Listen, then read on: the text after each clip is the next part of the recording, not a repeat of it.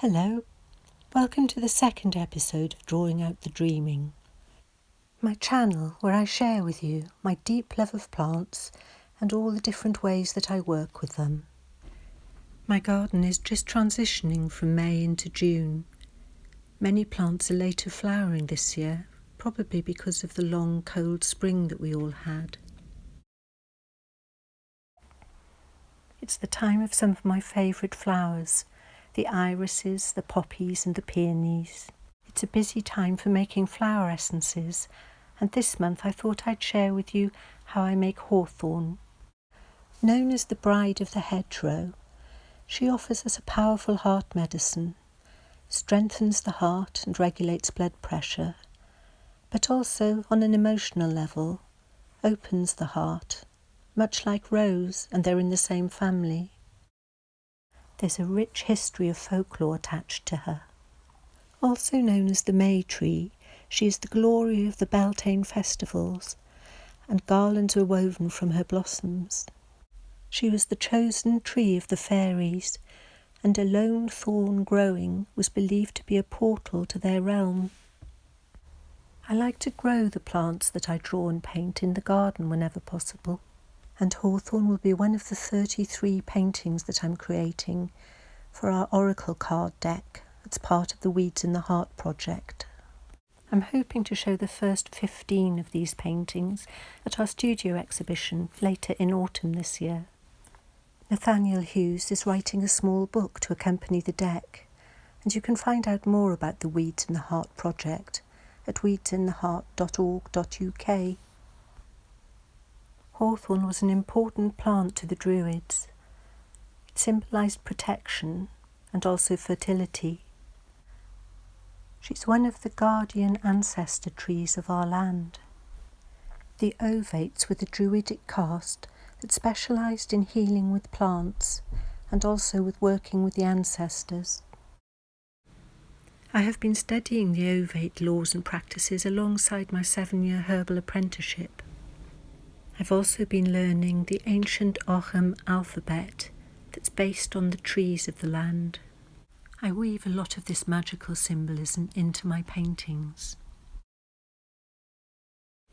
We're very blessed to have a natural spring in the heart of our village, and many people use it for drinking water. It's the basis for the vibrational flower essences that I make. I collect it and take it home and store it in a glass kilner jar in my apothecary where it's out of direct light. It's important to use living water that hasn't been tampered with in any way.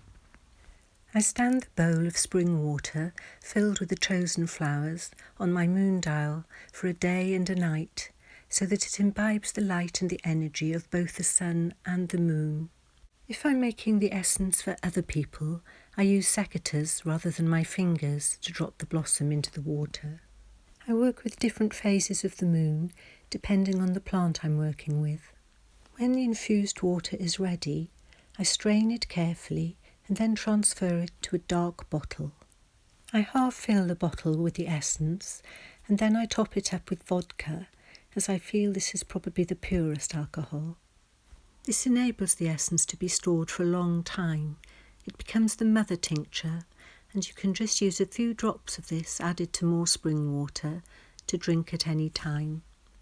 I then bless the tincture with an ovate ritual of gratitude for the gift of the plant and with the intention of healing. The next tinctures I plan to make are rose and lady's mantle. I was inspired to start making my own flower essences after a visit to Dr. Batch's home and garden at Mount Vernon in Oxfordshire.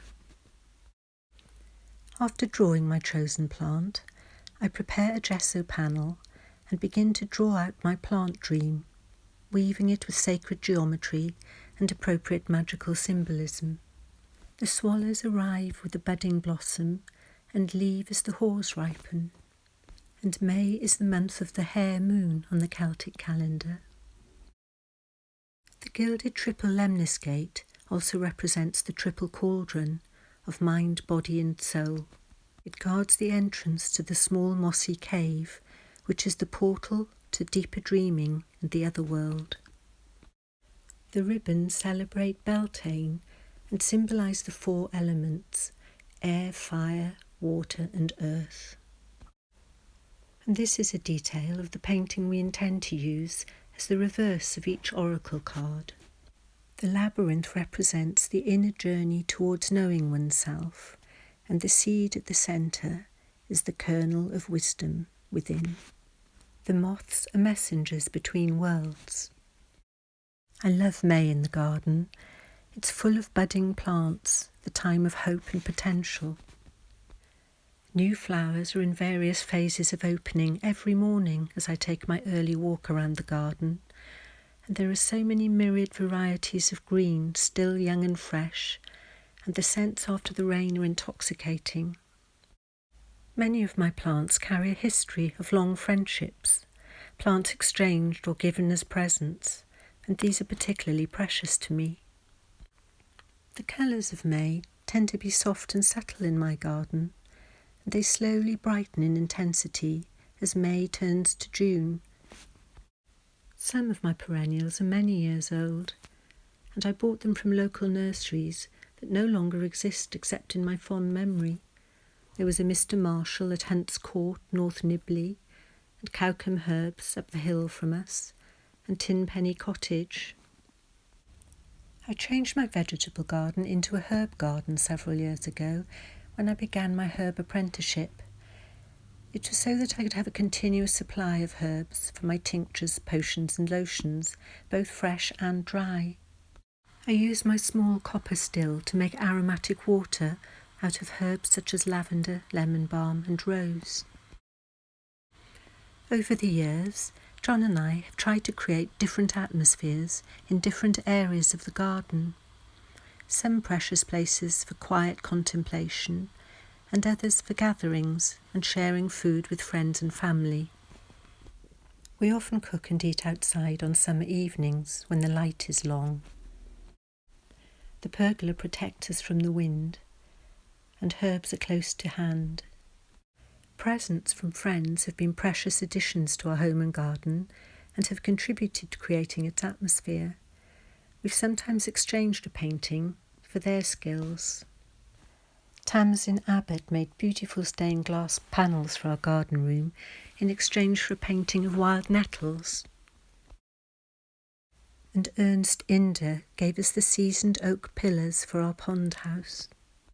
And a few other friends helped John construct it. Our children were only small when John constructed it, and we buried a time capsule of their paintings and drawings in the wall. I suppose, more than anything else, our garden is our sanctuary. Due to developing fibromyalgia 12 years ago, I haven't been able to garden as much as I used to, but as through necessity it's grown wilder, it's offered really unexpected riches, with more insects and wildlife appreciating its less cultivated areas.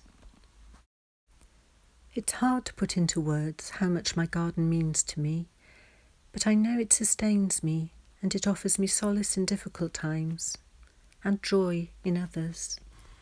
There's something about the rhythm of the seasons that's so much greater than our passing troubles, and tending the plants so that they can reach their full and beautiful potential feels worthwhile and beneficial both for them and for us. Some days I actually ache too much to climb the many steps up the cliff to our upper garden, but it goes on with its life regardless, and when I can make it there, it has a wealth of surprises that uplift me.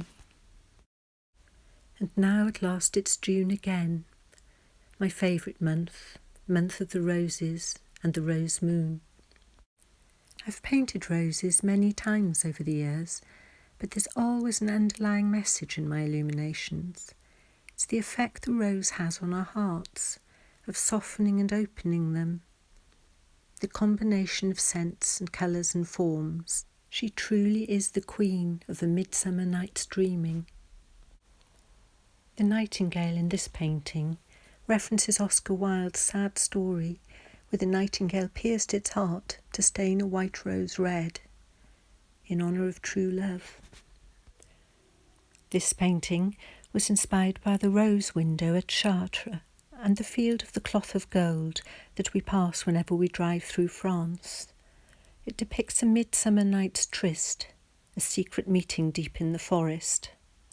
The bird-headed people reference the shamanic shape-shifting, deep dreaming, where the shaman enters the spirit of the animal. It's known as therianthropy, and cave paintings depict it throughout the world. For me, it symbolises our interconnectedness with all living things. Next month, July, the month of the mead moon, I'll focus on the rose in more depth. Meanwhile, from me, Fiona Owen, and Old Chapel Acre, may the plants be with you.